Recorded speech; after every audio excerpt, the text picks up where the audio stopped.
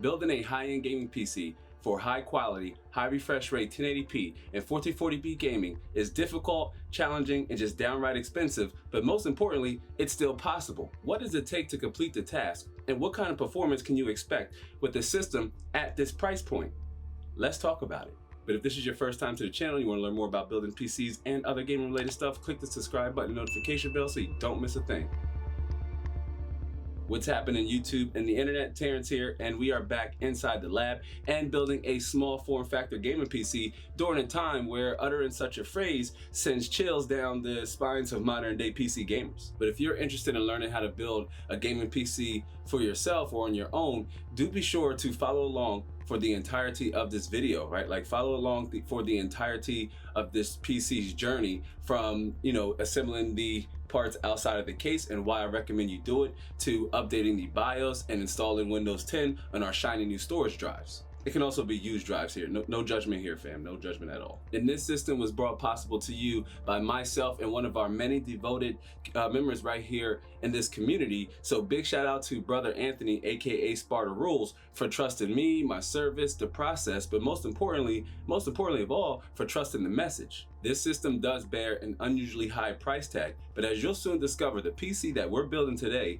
justifies the cost to entry with the status of becoming a PC gaming or a PC enthusiast. And now, swiftly going over the parts that were sent over to me to complete this build, starting with system memory, which we're using 32 gigabytes of G.Skill Trident Z, which is running at 3600 megahertz. We shouldn't have an issue enabling the 3200 megahertz profile for optimum gaming and system performance. And if you want more information on the benefits of enabling your XMP, I will be sure to leave a card to a video towards the end of this one that should help you get started, or you can find it down in the description box below. And then next up is our CPU of choice, the Ryzen 7 5800X with its 8 cores and 16 threads, a base clock frequency of 3.8 GHz and a boost clock of up to 4.7 GHz, and a low TDP, making the Zen 3 chip ideal for gamers and creators who will be doing a little bit of everything in between, which will take advantage of all 8 of those super fast, highly efficient cores and threads. And for case fans, we have a 3-pack of ARGB Cooler Master MF120Rs, adding to the aesthetic with adjustable RGB fans, which comes with a controller to change the color scheme. Always a plus there. And like most enthusiast chips offered up by Team Red and Team Blue, the 5800X doesn't come with the stock cooler, so we're going air with this SFX build and a low profile cooler in the form of the Cooler Master G100M. It's a $40 downdraft air chiller with a unique UFO shaped design. Not sure how well it's going to hold up against all 8 cores and 16 threads on our 5800X, but we shall see. And then for storage, we're occupying both of the NVMe M.2 slot with a pair of inland SSDs, the Platinum 2TB drive, and a 512 MB premium drive for super fast write and read speeds. This is also going to help with super snappy load times and system boot and response times in our games and applications. So there are also affordable options with the 2TB drive running you about $200 and the half a gig drive about $62, making it a worthy investment indeed with over 2.5 gigs of total NVMe storage. And then our power supply, a Silverstone 800 watt titanium fully modular PSU. Not only is this power supply highly efficient, it also meets the power requirements for a future upgrade in the form of a RTX 3080 or RTX 3080 Ti to get even more FPS out of your games. And speaking of games, for our graphics card, we're going Team Red here with NVIDIA's RTX 3060, the EVGA variant, which packs a whopping 12 gigabytes of GDDR6 VRAM, 3,584 CUDA cores, and a boost clock frequency of up to 1800 megahertz, making it an ideal choice for gamers on 1080p high refresh rate panels or interested in gaming at, say, 1440p at modest settings in most games, which we're definitely going to put to the test. And then a Fantex neon digital LED strip for a tad bit more of that fancy RGB bling. And for our motherboard, we're going with the Gigabyte Aorus MINI-ITX X570 board. It's an enthusiast chipset sporting 2 M.2s, one here in the front and one in the back, supports PCIe 4.0, and has a built-in input-output shield, giving it a premium look and feel. I mean, it comes packed with all of the latest technology and next-generation network storage and Wi-Fi connectivity, truly making it the motherboard of the future, given how this socket supports up to 16 cores and 32 threads. And then for our case, the body, the structure that's going to hold it all together. It's the Fantex Evolve Shift Air. It's a sleek, small form factor MINI-ITX case with its compact and versatile small footprint with aluminum panels, a steel chassis, and high performance mesh panels, with both providing high airflow directly to all of your critical components. And those are all of our core or essential components that we will be using for this build. The GPU situation definitely skews the overall cost of this system, but it does total in at a little over 2,000 USD. You can find all of the links to the parts that are mentioned or laid out throughout the duration of this video down in the description box below. But that's the layout, or all of the parts that was sent over and the parts that we're going to use to build, benchmark, and test us a MINI-ITX gaming PC. But before doing any of those aforementioned things, it's a good practice to configure your core components outside of the case to ensure a successful post, or to pick up on any unforeseen issues. You can do this on the motherboard box or any flat non-conductive surface. That's what we're going to do with these parts, and then benchmark a collection of games at both max and high settings at 1080p and 1440p just to stretch out that 12GB VRAM buffer. We're also testing for temperatures, boost clocks, power draw, and more. So do me a favor, hit the like button for me down there for good measure. And now let's get these parts unboxed and assembled and on to the next stage of building us a MINI-ITX small form factor gaming PC.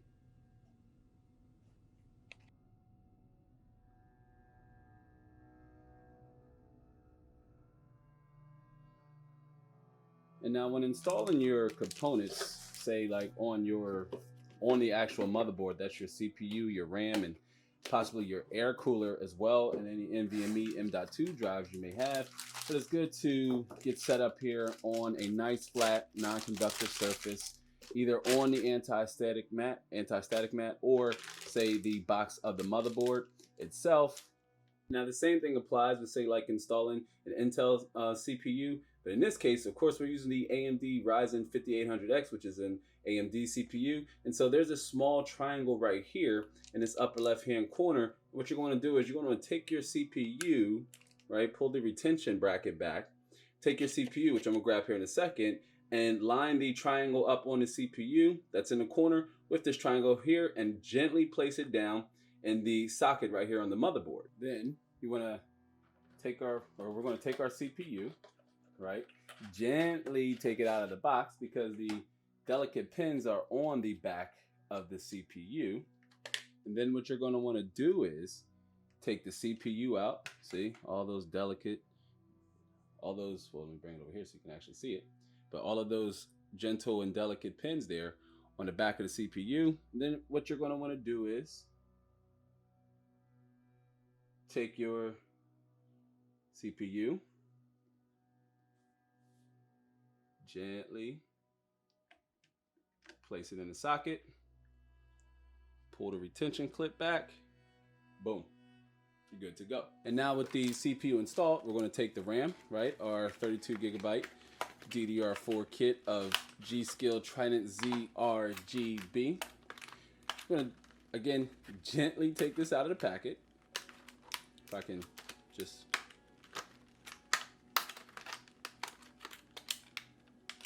take it out.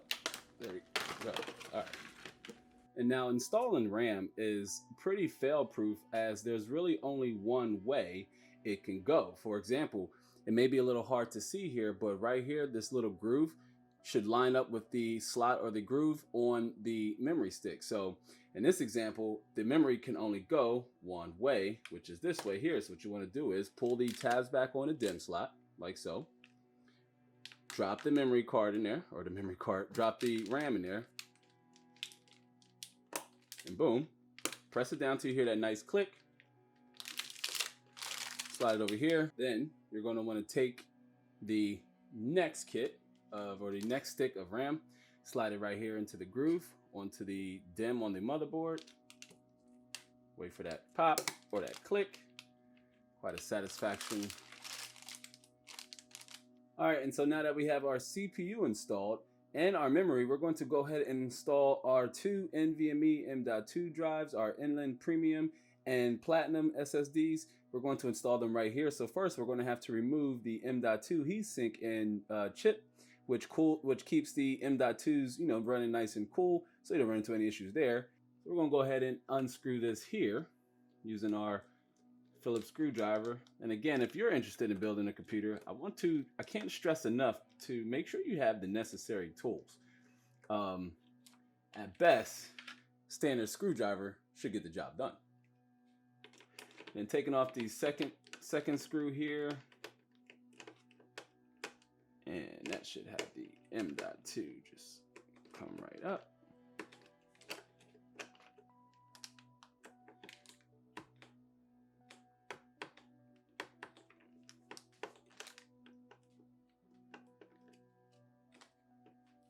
All right, so we're going to flip this motherboard gently over. As you can see here, you have the screw and the socket right there. So we're just going to go ahead and unscrew this here. Have the screw come out. There we go. Got that there. And then we're just going to take the NVMe M.2, line it up along the groove, and just slide it right on in there.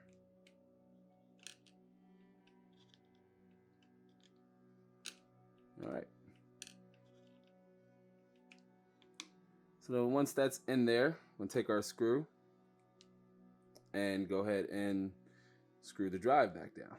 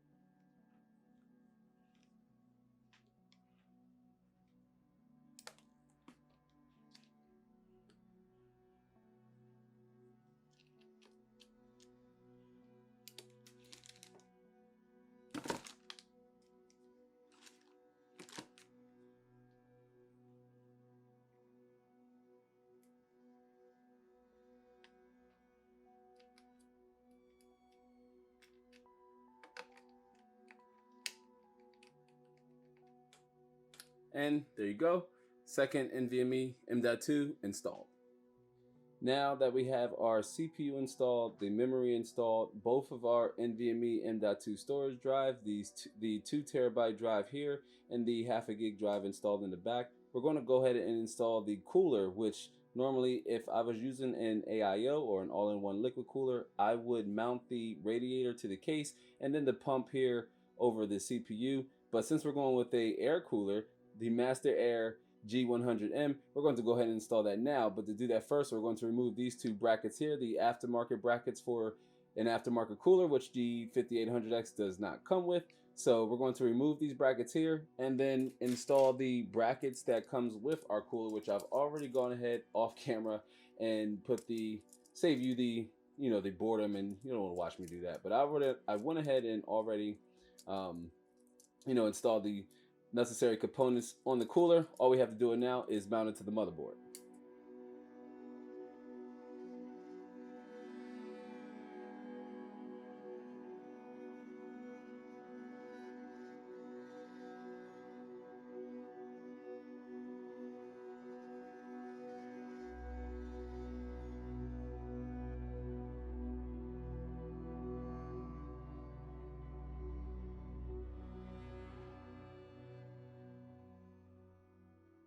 Now, like I mentioned, I went ahead and already assembled the mounting bracket here, but do make sure that you refer to your instruction manual to make sure that you have the pins pushed towards the right direction. For example, on this cooler bracket, you push it to the left, if you will, for the AM4 socket, and to the right for the AM3 socket.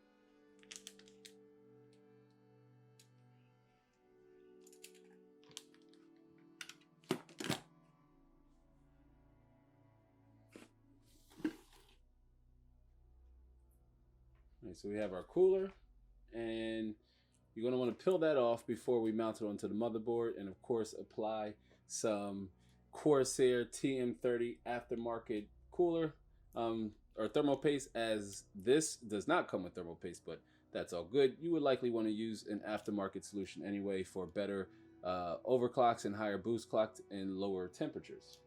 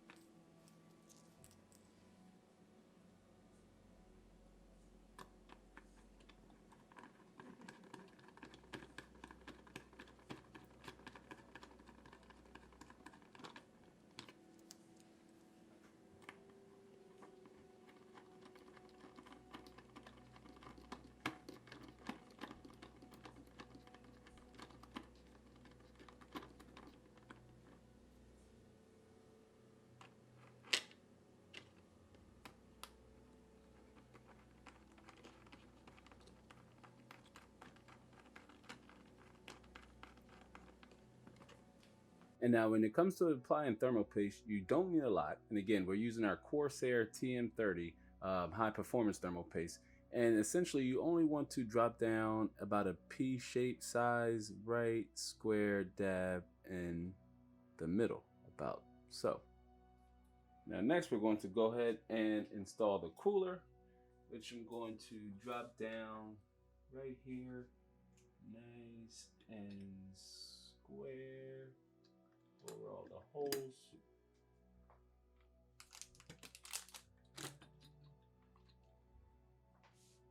And boom, she's on there. And now we're going to use this nifty little tool that comes with the cooler and mount the CPU cooler down onto the motherboard.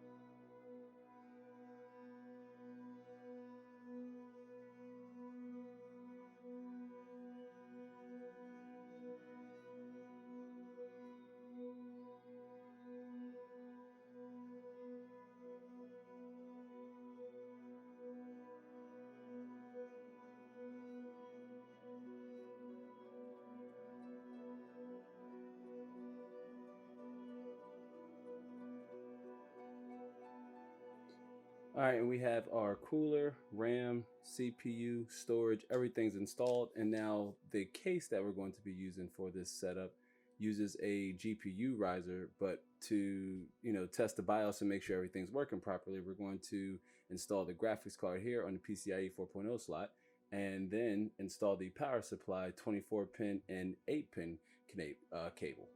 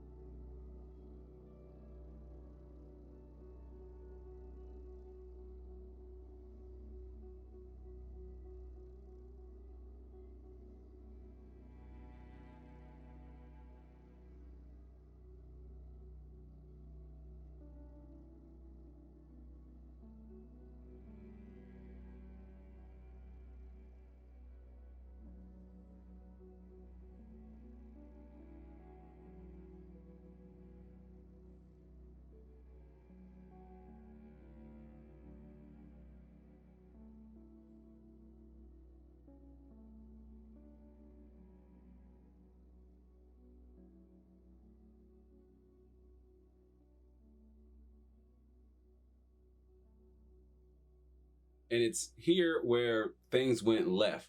QFlash Plus, which is a feature that allows you to update the motherboard's microcode or the BIOS without a CPU, just the 8-pin connector installed and a 24-pin connector installed, wasn't trying to take with this motherboard. The F30 BIOS update required for Ryzen 5000 just wouldn't take using QFlash Plus, so after several attempts, I went ahead and picked up a Zen 2 CPU to update the BIOS using a USB drive, and after updating the BIOS to the compatible version for Ryzen 5000 series CPUs, I reinstalled the 5800X, got into the BIOS, and we were right back up and running and ready to install a fresh coat of Windows 10 using a legit Microsoft Windows 10 key, which you can find out how in the description box below. But once that's all finished up, we're going to go ahead and install the components inside the case, finish up with any backlogged window updates, video drivers, and then install some games.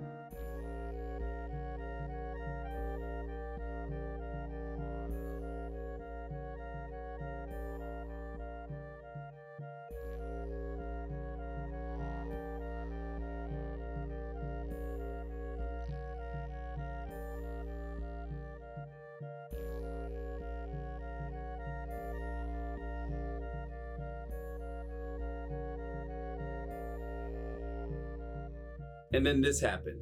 Not a huge setback, but a setback nonetheless.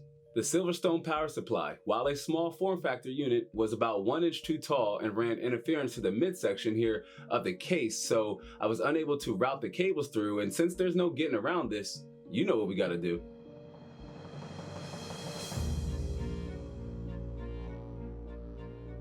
Okay, so we returned the Silverstone PSU and replaced it with the Cooler Master V850. It too is fully modular, not as highly rated, but has 50 additional watts, costs a little less, but most importantly, fits inside our case. So yeah, where were we?